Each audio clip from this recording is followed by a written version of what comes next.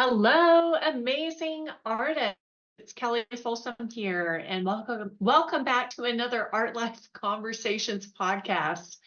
Today, I'm going to be talking about one of my favorite, my favorite city really on the planet, and that is Paris. So I'm going to be sharing with you some of my favorite, the reasons why it's my favorite. Number one, I think every artist should visit Paris at some point in your life. So I'll be sharing my experience there in the past, and also just some tips if you are planning a trip to Paris, either on your own or with friends. Just to give you a heads up, I am doing a very special artist retreat this fall. This is really a cultural retreat for artists this fall from October 27th through October 31st. There are only a handful of spots left. They are flying out the door, and I cannot wait to take a group of women artists to Paris. We are going to just have such an incredible time and get so inspired and also get to know each other. So I'll have the link for you in the details below if you're watching this on YouTube or if you're listening on your favorite podcast. Or you can go to artlifewithkelly, KELLI.com, and you can find all of the details about the Paris retreat this fall. There are payment plans available for you if you are interested in that as well. So what is my story? What's the deal with Paris? Why do I freaking love Paris so much? My first trip to Paris, let me just give you some backstory here. My boyfriend and I, Monty and I, we just wrote this book that came out called Art Life Adventures, where we talk about us, going and doing these art trips together. We did an artist residency together in Bulgaria. We went to Italy together where I taught a workshop there. And so it's a really funny and also romantic book telling those stories. You can grab that at, Amazon Art Life Adventures. But, some people have been asking me like, oh, well, why didn't you talk about Paris? Well, it's primarily because my first trip to Paris was actually by myself. So in this video, I'm also going to be giving you some tips if you are traveling alone, especially as a female to Paris as well. So my first trip to Paris, what happened was I had been applying for this scholarship. I've been applying to get this scholarship through the National Cowboy Western Heritage Museum that was specifically for representational artists for 3 years. And it was my last year in art college. It was the last year I was going to qualify to get the scholarship. And I really was on the fence. Am I going to apply for this again? Because I've gotten shot down every year, all 3 years. That's a whole nother story. That's another podcast. And so this year, that year in 2010, whenever I decided to apply for this scholarship, I thought to myself, and it wasn't like it was a huge amount of money, but it was back then, I think it was like $2,500. But I thought, okay, if I could have $2,500 and if I could do anything I wanted to, anything I could dream of doing with $2,500, what would it be? Well, my heart said I would go to Paris. Now, let me tell you guys, I had never actually really consciously thought about going to Paris. This is weird. I know. Maybe this is like a whole other podcast, even on like manifestation or something. But I don't know where this desire came from, but that was my gut reaction. Desire was, you know what? I've gotten rejected every single year for this scholarship. They're probably going to think I'm nuts that in the letter, when I write this letter to get this scholarship, they're probably going to think I'm just going to sound like a girl who just wants to go to Paris. And that was really the truth. And so that's what I put in my submission letter for the scholarship on that 4th year. I wrote out in the letter, like, here's what I'm going to use the money for. I'm going to go to Paris and I'm going to go to the Louvre and I'm going to go to all the art museums. And then I'm going to take a train and I'm going to go, if I have enough money, I'm going to go to Amsterdam and go to the Rijksmuseum. I'm going to go to Antwerp and see all of the famous Rubens paintings uh, in the churches and the museums there. And so I wrote out this whole letter and mailed it off with my package and everything, thinking I'm probably just going to get rejected again for this thing. But I thought, you know what? Hey, if I get it, maybe they'll take a chance on me. Maybe they'll give it to me. Well, interestingly enough, I also was living with a woman at the time who I was renting. It was like her garage that she had renovated. It was so cold in Connecticut. And she worked for a man who ran an art foundation. And this man ran an artist residency exchange in Bulgaria. And this is something that we talk about in the book, Art Life Adventures. Stay with me. I'm getting there. Sorry. Um, so I this woman, and I had no idea. I had no idea that this was the case. This woman came home that I lived with and she said, "Hey, Mr. So-and-so wants to know if you would have any interest in going to Bulgaria." He knew that she had an artist renting a room from her in her house. And I said, yes. And then I said, where the hell is Bulgaria? I really had a desire to travel to Europe. I was 32 years old and I had never been to Europe before, ever in my whole life. And I didn't even know where Bulgaria was. I had zero desire to go to Bulgaria, but I just said yes. And that might actually be another podcast, learning to say yes to these things. And so that got set up. I got set up to go do this artist residency for a month in Bulgaria, which was terrifying. It was exciting and it was terrifying to me at the same time, right? And then what was interesting is I finally go to the mailbox one day and I get this letter in the mail from the National Cowboy Museum. And I'm nervous, I'm super nervous. And I go to open up the letter and I'm expecting a no. I really am expecting, sorry, you did not get the scholarship again this year. And I opened up that letter and it said, congratulations. And I didn't even read the rest of the letter. I just dropped to the floor and I'm about to start crying now because it was it was like the only thing in my life I had ever been awarded. And I knew that I was going to use that money to go to Paris. Now, the thing of it was they had split the award between me and another woman. I think my half, another artist, and my half, I think, was like $2,500. So I started trying to figure out, running the numbers on how much would it cost for me to go to Paris? Well, and stay in Paris like for a week and go to these other places. And so I started looking at that and I was like, it's going to cost me more than what I have, from this scholarship. And I really did not have any additional funds that I could put towards it. I was just about to graduate art school, had $100,000 in student loan debt, didn't have a job, was hoping to make enough money as an artist full time. And so, but I had this idea. I thought, I wonder if Mr. So-and-so, who's over this artist residency, I wonder, since I'm already flying to Europe, I wonder if there's some way that, I could just rearrange my return flight for, a couple weeks later.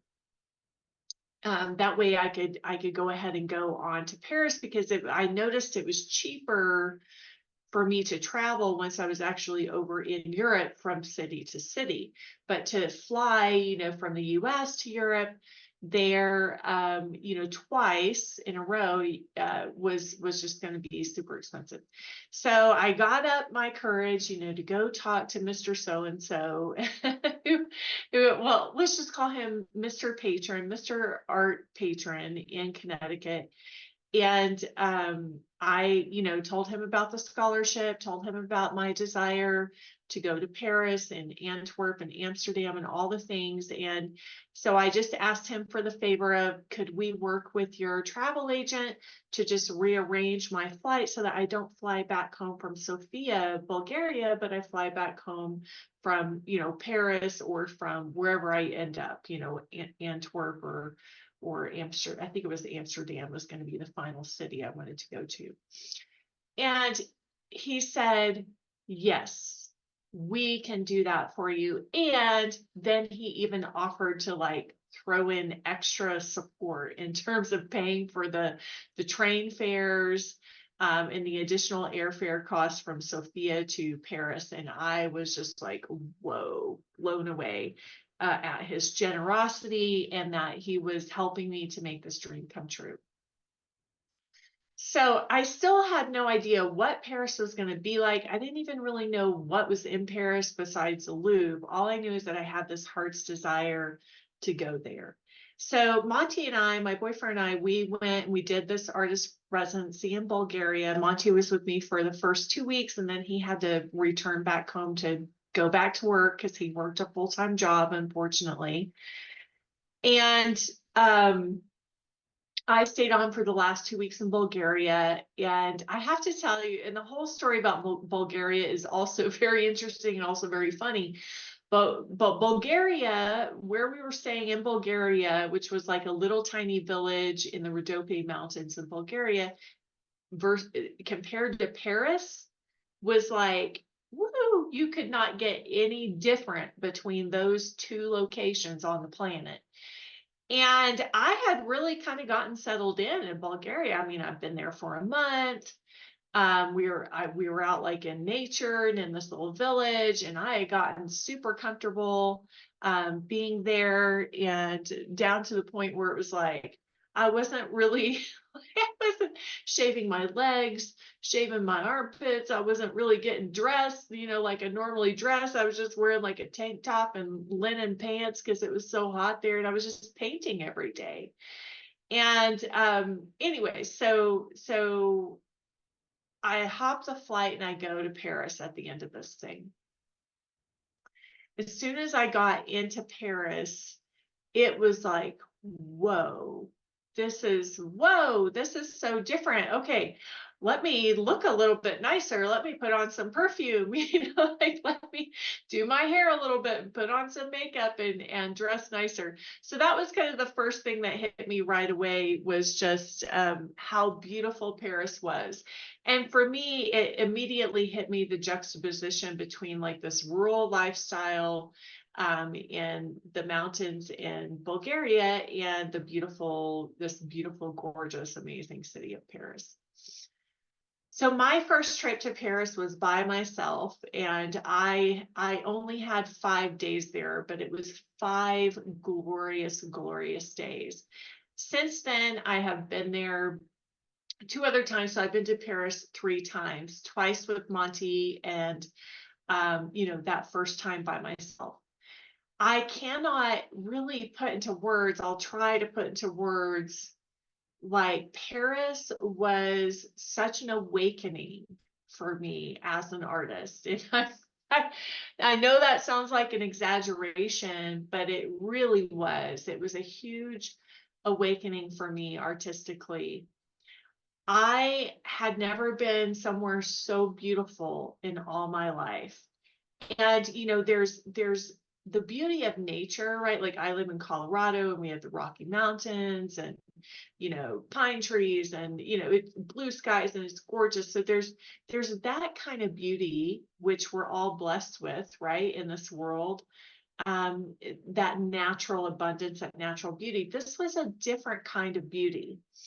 And this beauty in Paris was primarily man-made, you know, from the beauty of the architecture of the Louvre and the Haussmann buildings and the beautiful streets and, you know, how wide they designed the streets, so that you can walk down and enjoy the Seine River.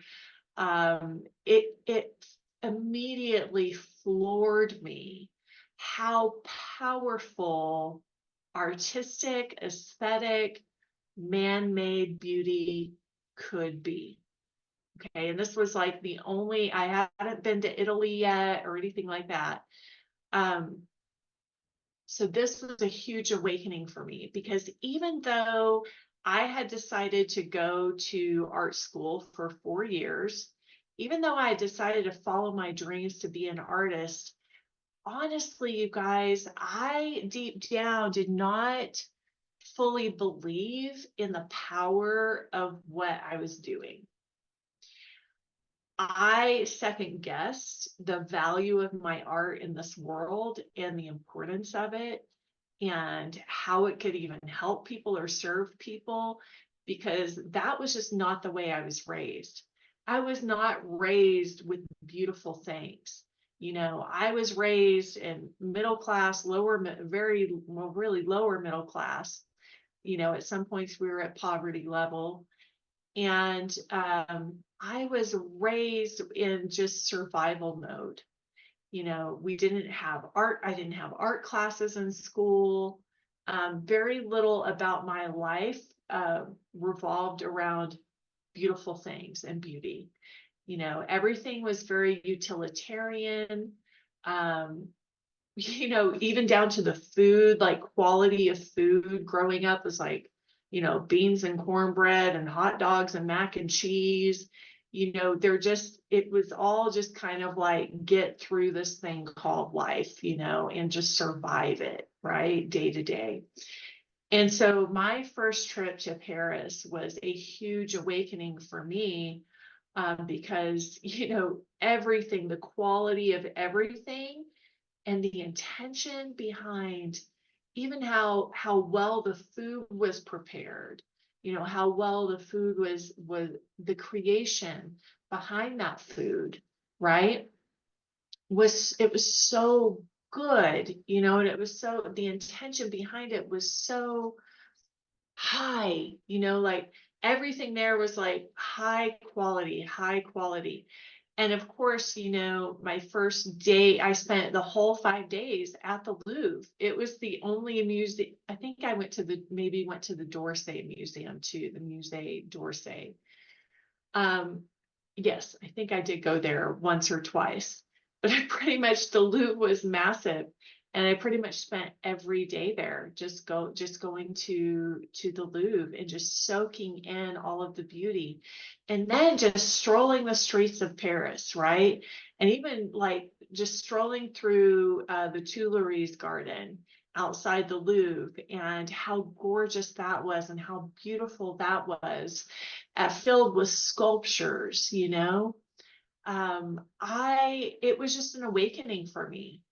And I felt the difference between how I felt whenever I was staying in Bulgaria on the artist residency, versus how I felt in Paris was totally different. When I was in Paris, it made me want to try harder. It made me feel elevated, right? Like just being in the presence of all of this magnificent art and all of this beauty, you know, and being around people that appreciated aesthetics, appreciated quality things, right? It was just a phenomenal awakening for me. So if you are an artist out there who has not gone to Paris yet, I highly, highly recommend it. You know, and even afterwards, I took the train to Brussels. I went to Brussels. I went to Antwerp. You know, and those have their own, like, I enjoyed those cities and I enjoyed seeing the artwork. And then I went to Amsterdam. But I have to tell you, none of them compared to Paris. And there's also just like, there's a light in Paris. I don't know how to explain that. You hear about it, but until you actually go there and experience it, you just think, oh, okay, yeah, light. Isn't light the same everywhere? But it's not. So I just want to share some of my experience with you about Paris, and maybe this is a part 2 thing. But I think especially for artists who believe in beauty, and you want to believe in that even more, like you want to deepen that even more, I think Paris is the place to go. I came back from that understanding the power of doing something really well, making your art really well, doing really high quality art. And I came back from that understanding like, this is important. The world needs this. Human beings need this. And it makes people appreciate your environment so much more, appreciate your surroundings so much more. And it makes us actually want to really soak in all of the beauty in our life. It makes the natural beauty so much more beautiful. It just kind of emphasizes everything when we're surrounded by beautiful, beautiful furniture, beautiful clothing, well-designed things, beautiful artwork, right? Well-designed, well-maintained, well cared for things. It changed the nature of how I dressed. It changed the nature of how I cared for myself, cared for my skin, how I presented myself. And a lot of times I think there's misconceptions about Paris, about the French, being like snobby or rude or something like that. And it's just not true. But they do have an appreciation for things being done well, right? And they have appreciation for presenting things well and taking care of things well. I remember, waking up early in the morning to walk from the Latin Quarter. That first trip I stayed in the Latin Quarter on to the Louvre, and it would take me about 30 minutes, 30 or 40 minutes to walk from there to the Louvre. And I could have taken the metro, but Paris is such a gorgeous city to walk in. And so I just walked it every morning. And it was so quiet. It was so beautiful. Fountains, I remember the hotel I stayed at in the Latin Quarter, and it was a small hotel room. I think it was the Tim Hotel in Latin Quarter. And I opened up the window, and the building across from us had just like, alcoves with sculptures, figurative sculptures in them. And I was like, oh my gosh, where am I? Because those of us in the US, we know that that's just not really how our cities look in the United States. And so I would walk that every morning, going to the Louvre. And it was just so peaceful and so relaxing. And I was there at actually like a super busy time of year. Now, once I got to the Louvre, there was a ton of tourists because I was there in July. But the walk in the mornings from, the Latin Quarter to the Louvre was so peaceful and relaxing. And it's such an easy city to walk in and to find your way around in. It's not confusing at all. But just those morning walks would just inspire me, and it really energized me and made me want to come back to the United States and keep pursuing my journey. It gave me so much steam, all the artwork that I studied there, and it just really awakened me and lit me up as an artist. It showed me a whole other world. It showed me like this pocket of the world that just loves and adores and protects art. And it just filled me up, it filled up my inspiration tank so much from going on that trip. So I wanted to share with you some of like why I love Paris, why I still continue to travel there. I have not been there since before the pandemic. My last trip was summer late summer, early fall of 2019. And this is going to be the first trip. And this time I'm staying there for 3 whole months. Not quite 3 months, but almost. And I'm hosting a retreat for the very first time for other artists. So I hope this has inspired you. Maybe think about it. I hope it's inspired you on many levels, think about visiting Paris or making those plans to follow that voice that says, let's go do something new. Let's go get our inspiration tank filled up.